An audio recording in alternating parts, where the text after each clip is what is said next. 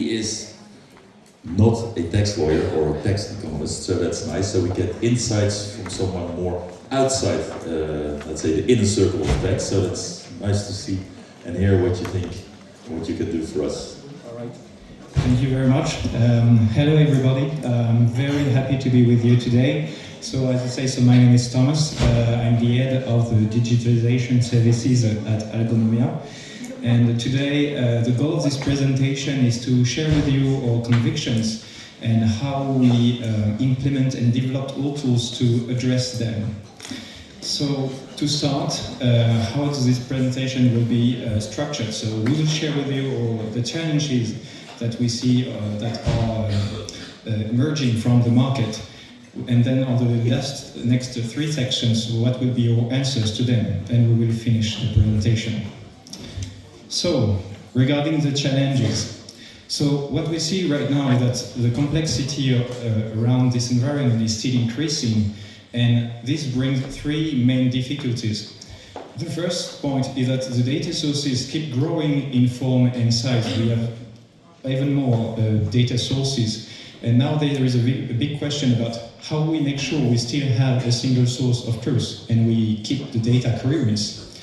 The second aspect is how we keep also the data quality and availability regarding all of them. And the final point is, if we want to keep everything in a single place, we need solutions that are data source agnostic. I mean by that you have a structure that will be flexible enough to be connected to any kind of data sources.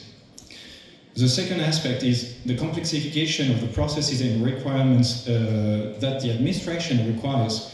And this needs now to tackle this kind of problems, cross-functional process management. For example, we can see that with the Pillar 2 calculation, we have the CDC process, and it's coupled now with a Pillar 2 calculation.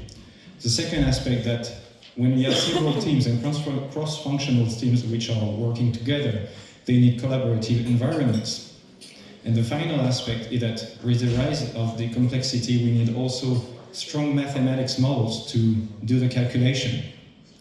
The final point I want to share with you is that a very large amount of tax data is now generated by the companies, but still very few of it is enriched with the new technologies and more especially with artificial intelligence. And today we want to share with you what we have been developing regarding this aspect. It has several, we'd be proposing lots of value, like content, summaries, translation, but there is also challenges regarding them. How we make sure that the data is qualitative when it's coming out of the algorithm and the artificial intelligence, and how we make sure that this data is safely secured and not spread it around. So, to answer all these questions, we have been building our solution, which is our web-based platform. So, first of all, this platform is allowing to centralize all the data and to build what we call a data lake, and it will allow then to connect all your systems to gather the data and then also spread processes across the organization to get structured data and qualified data. With all this data that have been gathered, we can then use it in cross-processes, like Pillar 2 calculation, CBCR reporting. We also do transfer pricing calculations and automation of the documentation. And the final aspect is that we also do fiscal risk management. So we have been founded in 2017, and we are now really happy to work with major groups in France. And for my side, I'm working with Schneider Electric. We just implemented the automation of that operational TP, and also did the first calculation of Pillar 2. I'm also working with luxury groups in France to also implement collaborative environments for the operational TP. So regarding all of these elements, our first answer to the challenge we raised regarding all the data sources is how do we bake and how do we build a data lake that is aligned with the group organization and with the business needs. So for this, And why is it key for us? It will ensure that the data is coherent across the organization. It will also increase its availability because it's stored at the same place, and it will be also qualified through processes to make sure that we can reuse it at any point of time. So how we do it? We have several steps of mapping and data gathering. Now I'm going to show you our solution and how we do it. So inside our platforms, this is our landing page, we have the first activity, which is mapping the organization and the business needs. So we developed a tool inside of it to make sure we can map the organization. So as you can see, we are allowing the users to define the structure of the organization, what are the legal entities, what are the reporting units, what are the functional profiles, and like this we are able to generate a structure and a tree, I would say, that will be helping us to aggregate the data at the correct level and do the correct calculations. The second aspect of it is that we also allow the different users to access the correct level of data to make sure it's secure. When everything is done, then we go inside the other thing we need to map, which are the processes and more especially which kind of data we want to collect. So we have a data collector configuration tool that makes sure that we will configure and customize the data collection process aligned with the companies. So for example, we build lots of examples, but I will take the CBC, for example, a structure, and I will show you that we can, in this questionnaire, then select and identify different types of information we want to get, like short text, long text, dates, references, the numerical value. So it's a very important step to build this data lake and have the correct type of data we are gathering. The second aspect is when we know what we want to get, it's to build the processes that we will spread across the organization to gather the data. What we did, for example, is that we built a decentralized process for Pillar 2, which will be hybrid. The first step will be to define the group level entity, and this is like centralized. You have a tool, your ERP system is already getting everything. We have a signal task and we will connect it with our solution through APIs.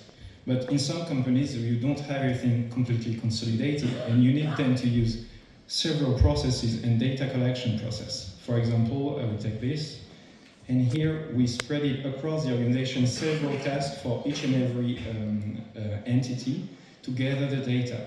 And in this case, they will have an interface to be able to input the data they want to share.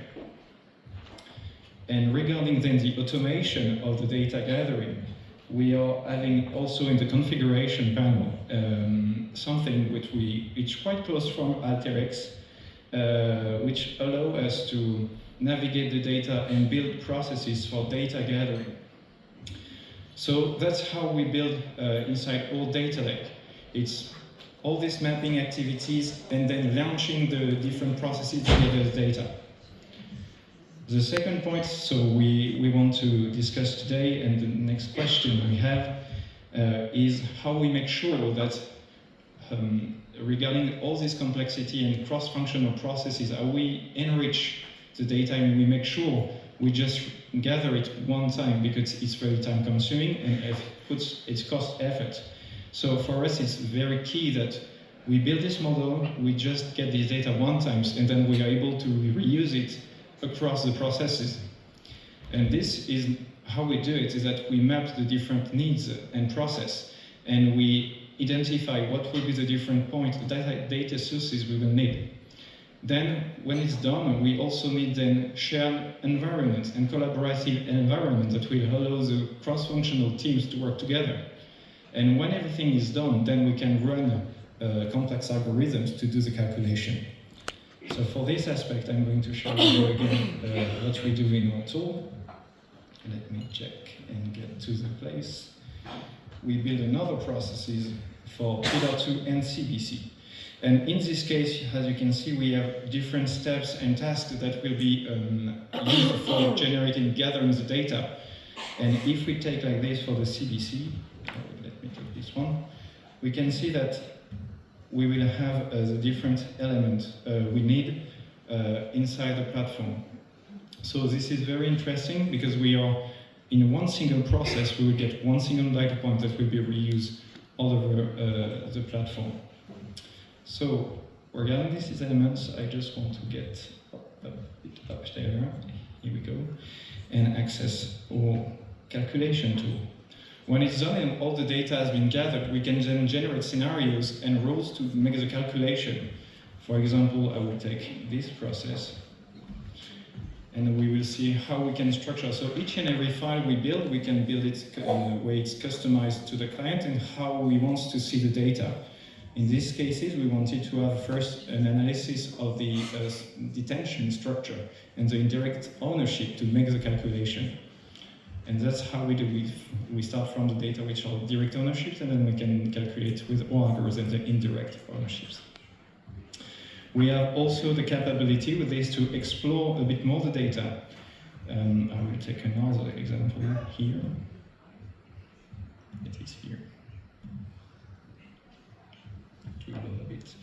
But with this, we have the capability in this tool also to explore the data. So here it's quite consolidated, but we can then, here we go, then spread it and analyze the data at the different jurisdiction level, or each and every level we want to see, and how we segmented actually our database to explore the information. So that's it for the analysis of the data and generating then the result through the algorithms. The final point I wanted to share with you today also is how we are using AI right now.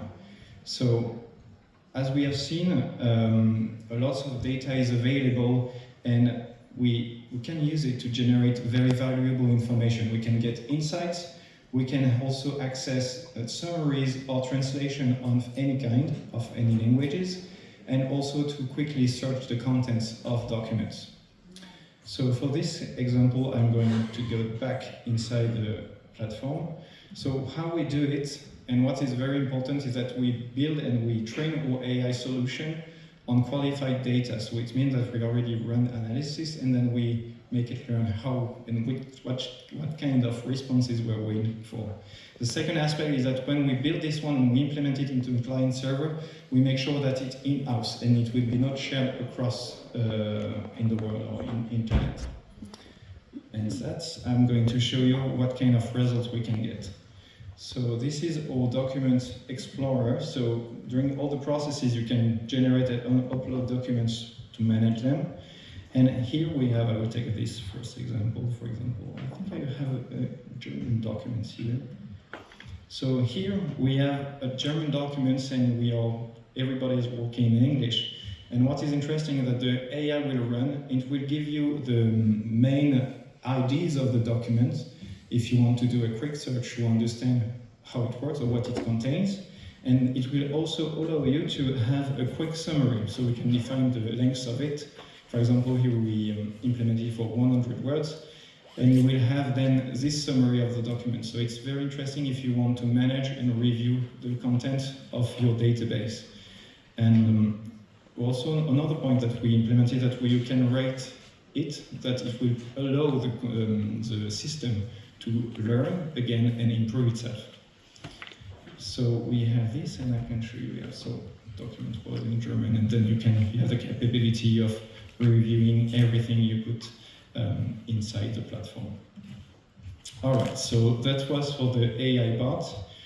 It's also generating for any kind of languages. All right, that's what I wanted to share with you.